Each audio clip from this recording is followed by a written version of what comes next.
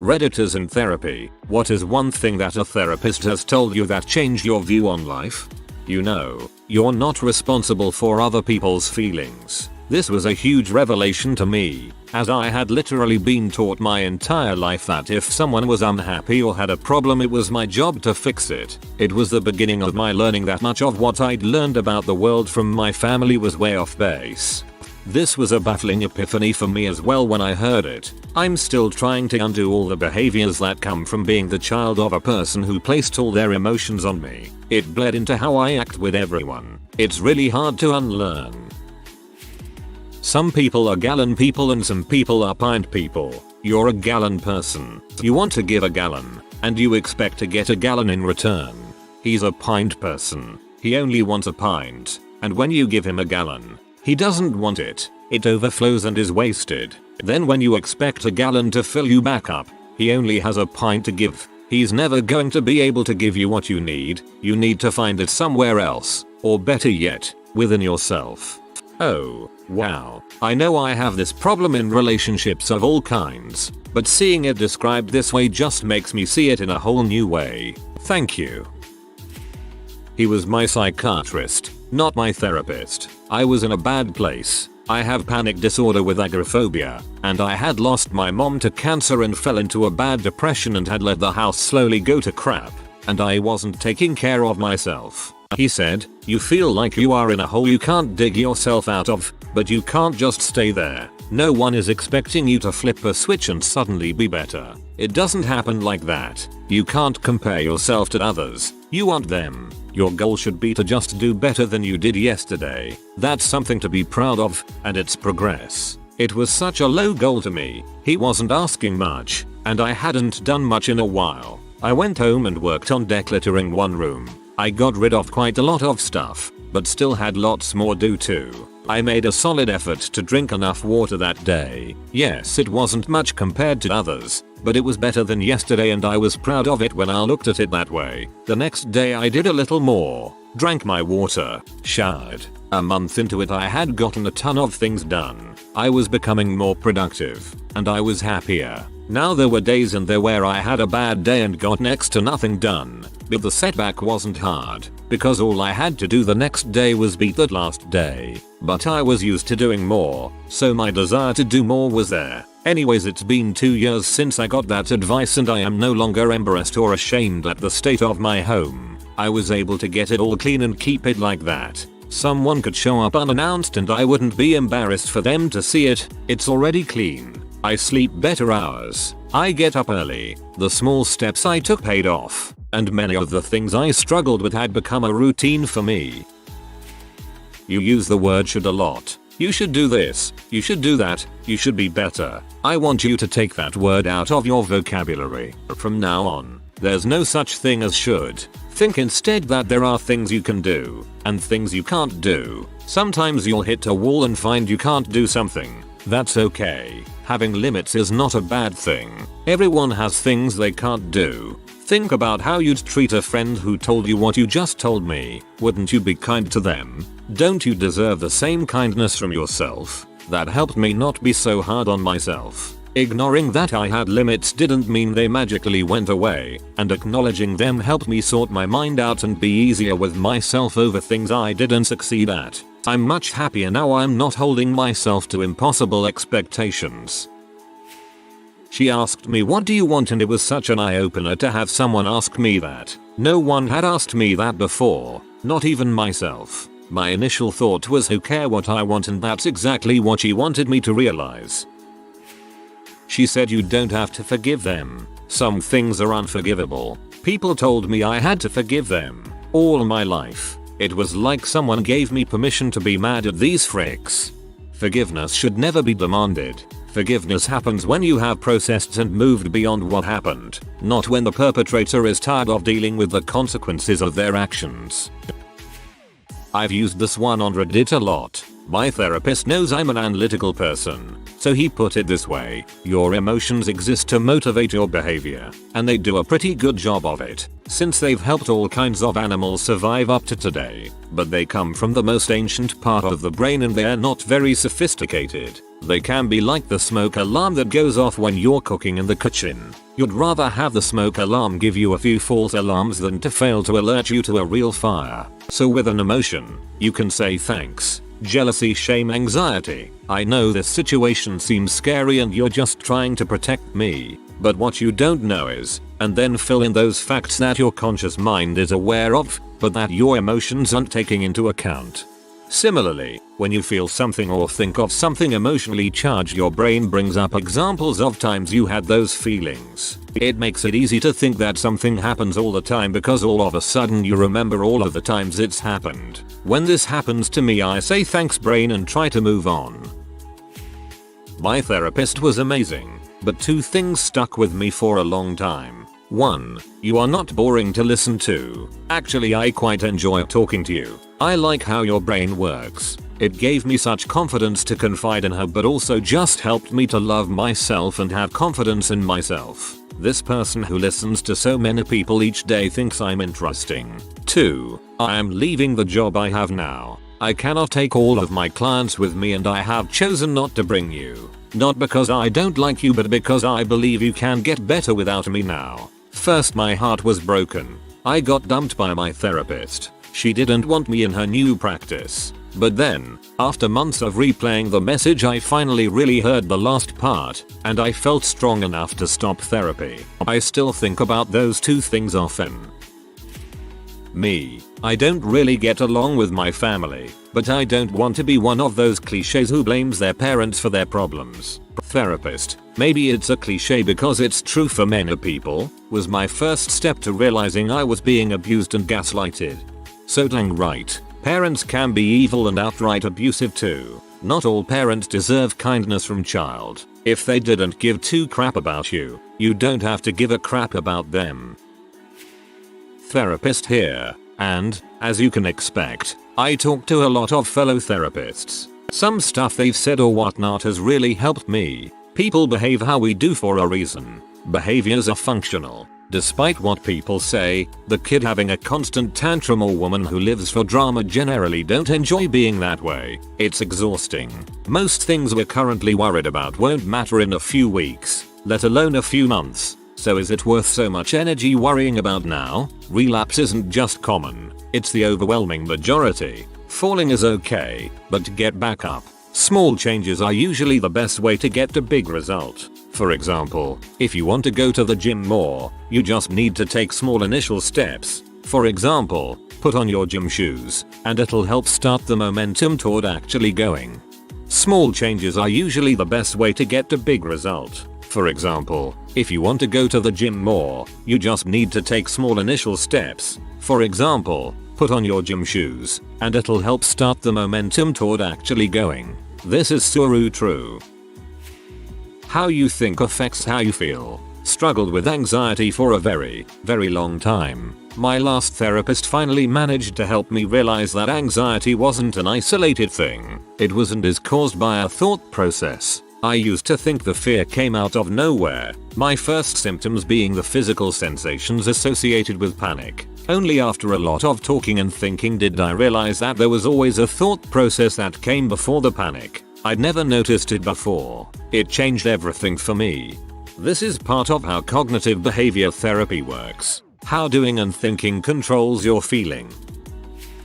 I attempted suicide when I was 14 and had to go to therapy for 6 months in order to avoid being sent to inpatient treatment. I didn't want to go. For weeks I refused to talk. Eventually, begrudgingly, I began engaging my therapist in conversation.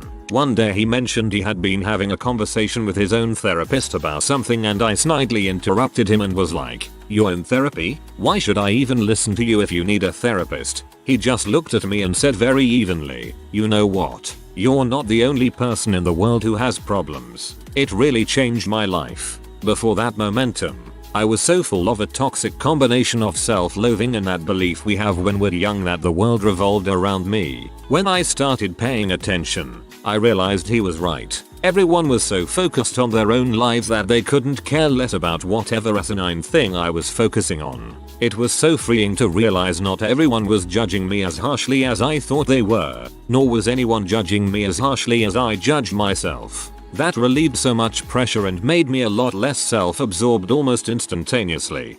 Needed to read this. Thank you. She concluded that I've been lonely my entire life because I've never had a real emotional connection with anybody. Took some time to realize how right she is. Hit me like a train as well. But now we can go forward towards a solution knowing this. However, I have a real hard time with negative thinking and letting it spiral out of control. My therapist explained how thought process will continue down the same path unless you give it another one. So however has become a thing. End every negative thought with however, and think of something that helps. No one really likes me however, I have a loving boyfriend. I am worthless and lazy. However I got some chores done today. However really has helped me. Maybe this is a good strategy for me. Instead of saying, I have an easy, cushy job but it's going nowhere, I should reframe it as my job is a dead end and my career at a permanent standstill. However, my bills are paid and I have everything I need. Food for thought. There were 2 therapists that did this for me. The first one I didn't see for long, but he told me one day there's no such thing as good or bad emotions. Emotions are what they are, and they're there, but they're amoral. It helped me to not view my emotions as something to be scared or ashamed of. Now, instead of focusing on trying to push that emotion back, I work on how to control my reaction to it. The second was my favorite. I've suffered from mental illness for pretty much my whole life, and I was getting exhausted. I had been fighting for so long, and I didn't see a way out. I asked her if I was ever going to be okay, or would my whole life be a struggle to stay afloat. Since I had bared some of my ugliest emotions to her and she had helped me work through a lot, she was the first person I believed when she said yes. There is better than this. You'll be in therapy for the next 10 years, and it's going to be tough as crap, but you're getting through this. It hasn't changed my life per se, but something that has helped a lot was when I was asked to examine where the expectations I place on myself come from. I had a lot of do's and don'ts ruling how I acted and rarely interrogated them. Often they would come from a person I didn't care about much anymore, or an abstract idea of what was right or wrong that was tenuously attached to reality. It hasn't changed my life to examine these expectations in this way but has reduced some of the pressure they put on me. Anxious of student debt. One therapist helped me reframe that thinking as an investment to my education. Another therapist asked me if I say the same things to others that my ex said to me. Not something my therapist told me, but she said a lot of similar things, so I'm going to post it anyway. Your feelings are real, not reality. Really helped me to see that just because I feel a certain way it doesn't necessarily mean that it's true, and also that it's okay to feel like that even if it's not true. Let's go for a walk. I'd been suffering for about a year with depression. Basically just dropped out of life and lay in bed all day. None of the medications seemed to be working and I had developed an intense aversion to exercise. One day my psychologist asked me to go for a walk during the session. I really didn't want to go, but I was too embarrassed not to. As we walked down the street and talked, it felt like all of my angst regarding exercise kind of just melted away. He asked me to try and get some exercise every day and I did. For 3 years straight. I credit the exercise as the key to my recovery. I don't believe you. I was working with a job coach to find a fulfilling next job, and had just given my very honest reasons, and shown how maturely and openly I was being. I'd perfected this I can be vulnerable mask over the years, and she was the first person to challenge it. Boom. Mask detonated like a grenade, and I needed some time to figure out what my emotions actually were. Worth it, though.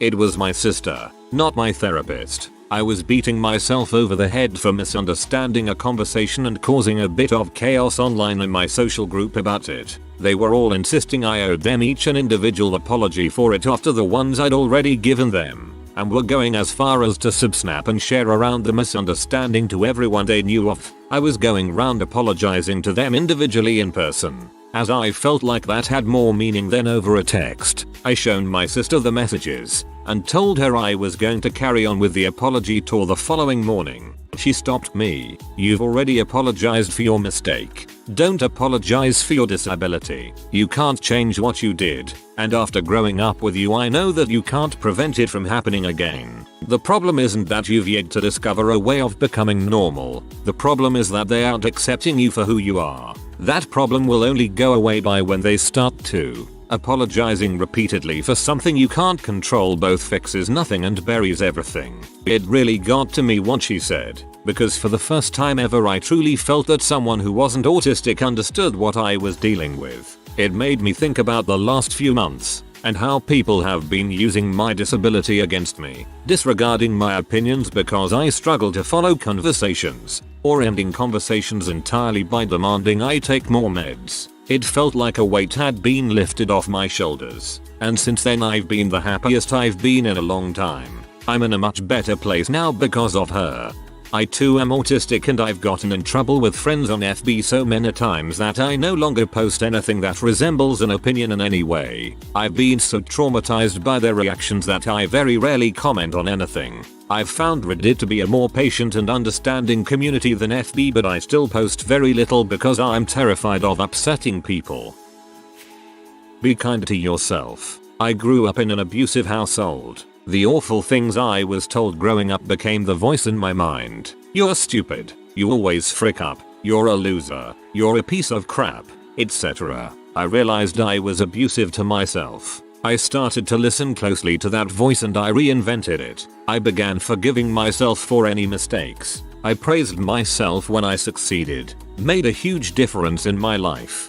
Similar for me, my therapist asked me what I did to care for myself. And I realized I didn't do anything to care for myself because I didn't like myself. Realizing that and making small changes to be kind to myself and care for myself saved my freaking life. Anxiety has no power. It is merely a feeling, a thought like any other. It cannot hurt you. Being anxious about an anxious feeling causes infinite anxiety. Instead, acknowledge it as merely a thought and allow it to pass. Hadn't thought to relate that Dune fear is the mint killer quote to anxiety rather than just fear, but seems fitting. Not a therapist, but just my GP. I was having loads of health-induced anxiety that started from a terrible panic attack I had years ago. My heart was skipping, and I knew it, and no one believed me. Husband thought I was crazy. Doctors ignored me. "You're 27. You don't have heart issues." Went through a few until one finally listened and had me do the week-long monitor. Results came back that I was having irregularities in a sinus rhythm. Noticeable, but pretty much harmless. That was all it took. Someone listening and just believing me for half a second. Proving to myself more than anyone that I wasn't crazy and imagining it. Went from a mini panic attack every time I felt a skip, to being able to acknowledge it and let it pass. I was able to start doing things again because I wasn't so afraid, like go grocery shopping or driving more than 15 minutes. Life changing just to have someone believe you. I was blaming myself for things I did as a child, carrying this feeling of guilt for a very long time. My therapist just told me, "You were a child. You did the best you could." And just like that, a crap load of weight fell off my shoulders. And now I can work on building the life I want. You did then what you knew to do. Now that you know better, you do better. Your mom is a monster. It may seem simple, but hearing that helped me get over the guilt of going no contact with my parents. I excused the behavior for so long.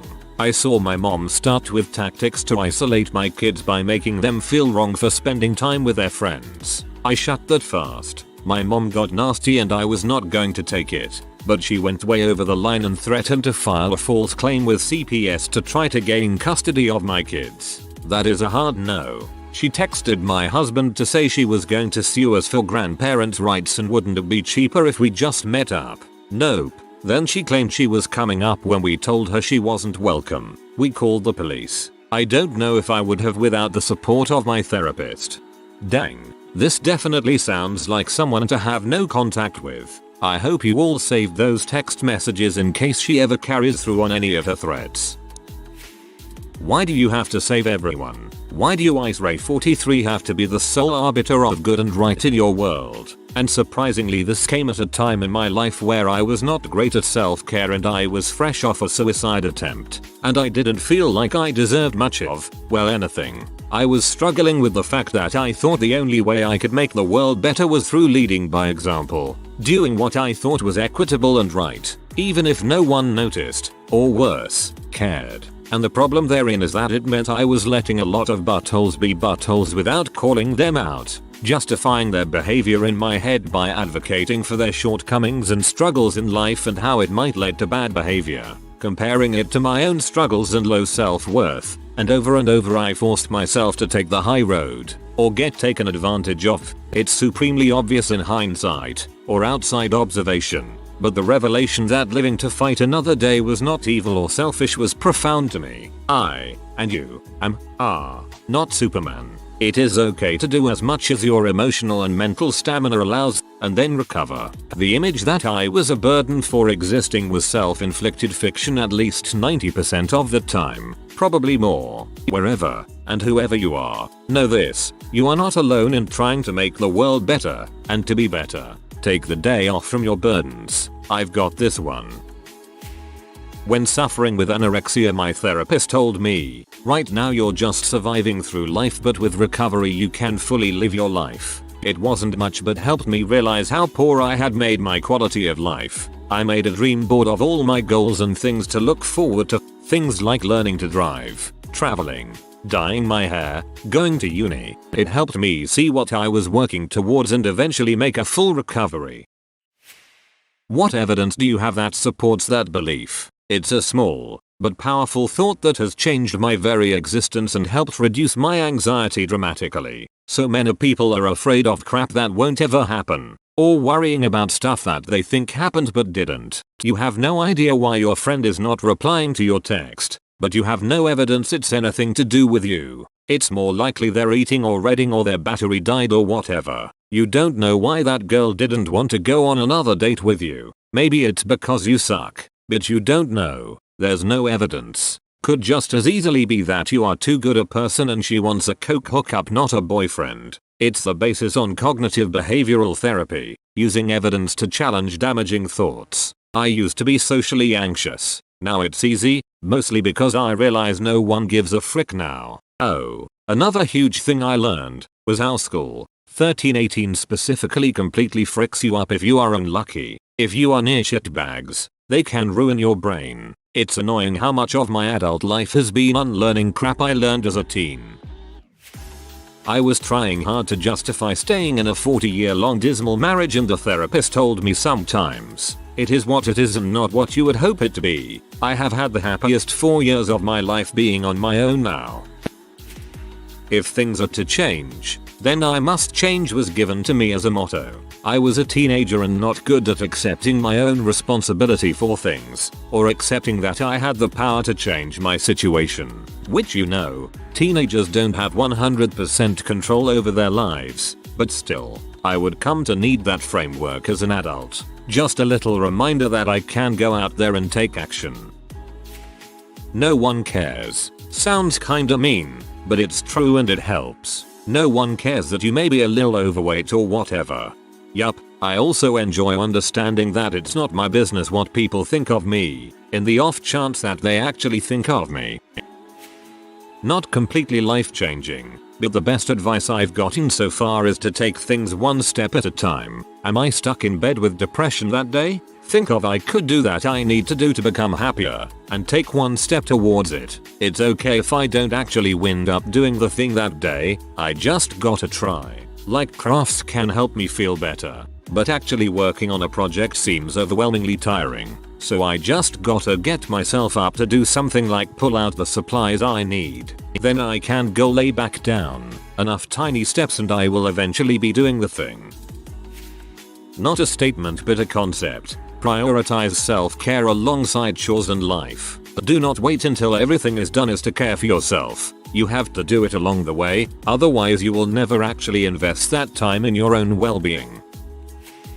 After I had spent several sessions talking about my ex-husband, going over details of how he abused me in various ways, my male therapist said, "It sounds like the relationship was only about sex to him." Upon hearing that, a tiny atomic explosion went off in my head. I had spent years trying to figure out what the heck I had done wrong in the marriage to cause my ex to abuse me, even though I know from book learning, that abuse is not the victim's fault, that a sane, caring, loving person can and will learn to walk away from the situation if they feel so angry they can't control themselves. But I had been told it was all my fault so often by my abuser that I had deeply internalized what he said. It was the tape playing in my head. When that therapist said that, it rang so true. It explained so much. It explained everything. It's also as depressing as heck to comprehend I had been used that way for so many years. I guess the therapist had to judge if I was strong enough to hear that, because it's a devastating thing to tell a woman who devoted herself to a long-term marriage.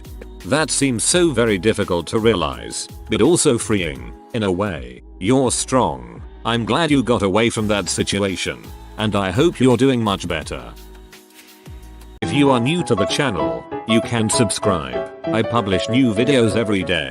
Until then, check another video.